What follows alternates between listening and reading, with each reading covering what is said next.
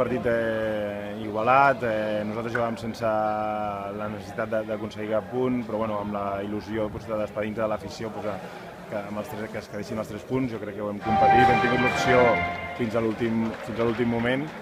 Ells, evidentment, portaven una revolució més alta, ells ja jugaven molt, amb l'empat aquest entraven al play-off. Bueno, jo crec que ha sigut un partit, jo crec que desigualat per la tensió que nosaltres també portàvem, no? Però bueno, content per com l'hem competit i bueno, llàstima que no s'hagi quedat els 3 punts aquí.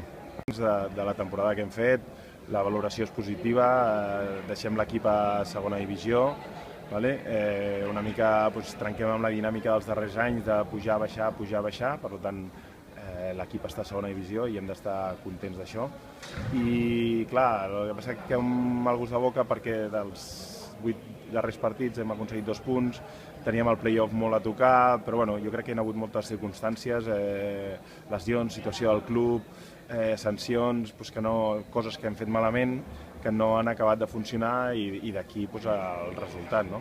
I ara toca passar disfrutar que ens en anem amb l'equip a segona divisió i ara el club, director esportiu, junta, president hauran de decidir quina estructura, qui segueix, qui no segueix, qui vol encapçalar o qui decideixen que encapçali el projecte de l'any vinent, no?